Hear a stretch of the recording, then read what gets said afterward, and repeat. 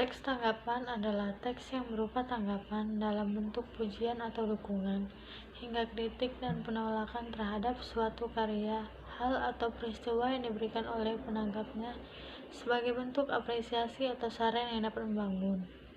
Pernyataan di atas sejalan dengan pendapat Mulyadi yang mengemukakan bahwa teks tanggapan adalah teks yang berisi tanggapan berupa dukungan atau penolakan terhadap sebuah hal atau peristiwa yang didukung oleh data pendukung tanggapan. Jika ditanyakan teks ini sama atau mirip dengan apa, maka kemungkinan besar kita akan teringat dengan teks ulasan. Apa bedanya teks tanggapan dengan teks ulasan yang sama-sama menganalisis dan memaparkan suatu karya atau hal kemudian menilai? Pertama, keduanya mirip karena sama-sama memiliki bagian deskripsi dan penilaian yang berarti menggunakan eksposisi atau argumentasi. Namun, teks tanggapan cenderung lebih bebas dan boleh dikatakan lebih luas dari ulasan. Ulasan mengulas suatu karya, sementara tanggapan dapat menanggapi suatu peristiwa atau berita yang sedang hangat dibicarakan.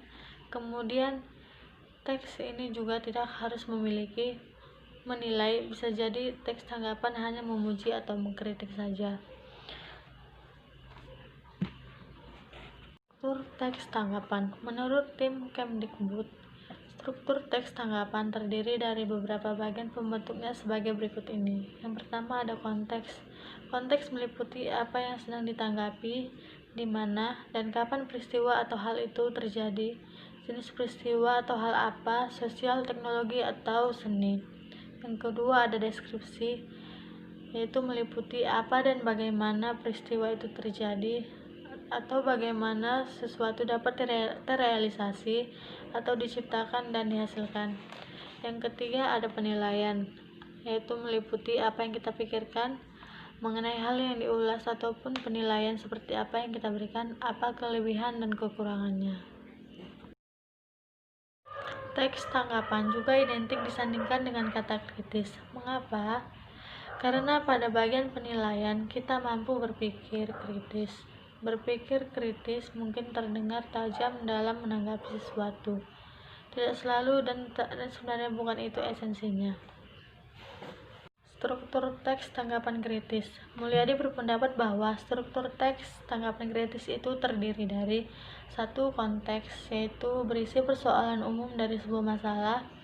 Yang kedua ada pendeskripsian, yaitu berisi informasi tentang kelebihan dan kekurangan dari sebuah pernyataan yang dapat mendukung atau melemahkan. Dan yang ketiga ada penilaian menyeluruh, yaitu bagian akhir teks yang berisi penerangan kembali terhadap apa yang diputuskan dalam menilai atau menanggapi suatu hal. Kaidah kebahasaan teks tanggapan dapat dilihat dari banyaknya jenis kata atau kalimat sebagai berikut ini. Yang pertama, 1.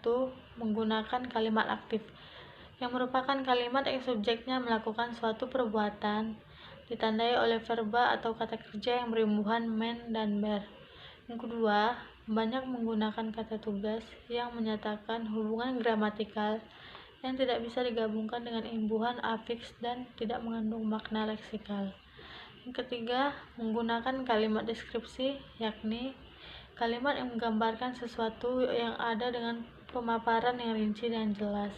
Dan yang keempat, penggunaan kalimat penilaian dalam model tanggapan kritis. Dan yang kelima, menggunakan kalimat pujian dalam model tanggapan pujian. Jenis-jenis teks tanggapan atau model. Yang pertama, ada model teks tanggapan pujian.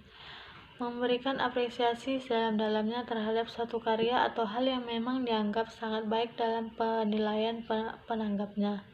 Yang kedua, ada model tanggapan kritik. Menelaah secara teliti, secara hati-hati dan bijaksana, sehingga kesalahan sekecil apapun dapat tampak dan ditanggapi. Yang ketiga, model tanggapan saran. Merupakan alternatif yang lebih baik dalam situasi dan kondisi apapun dalam menanggapi dengan santun, karena dapat memberikan kritik membangun, bukan hanya mengumbar kesalahan suatu karya atau hal saja. Fungsi teks tanggapan. 1. Mengapresiasi suatu karya atau hal yang dilakukan oleh orang lain dengan cara yang sedetail dan sejelas mungkin. Yang kedua, ada memberikan kritik membangun yang dapat membantu suatu hal untuk diselesaikan atau menjadi lebih baik lagi. Yang ketiga, ada wahana atau sarana dari hal yang ditanggapi agar sesama pemuji atau pengkritik dapat berdialog dengan lebih baik melalui konteks deskripsi penilaian yang diberikan oleh teks tanggapan. Dan yang keempat, memberikan saran terhadap suatu hal atau persoalan melalui cara yang sistematis, terarah, dan terbaik sehingga pujian atau kritikan tidak semu dan dapat dipertanggungjawabkan atau objektif. Mengidentifikasi dan menyimpulkan informasi isi teks tanggapan. Berikut langkah-langkahnya. Yang pertama, ketahui karya apakah yang ditanggapi. Yang kedua, cari tahu siapa yang menghasilkan karya atau hal apa yang ditanggapi. Yang ketiga, cari tahu juga siapa yang menanggapinya. Yang keempat, pelajari bagaimana bentuk tanggapannya. Dan yang kelima, analisis cara menanggapinya. Berikut saya paparkan contoh teks tanggapan kritis tentang budaya.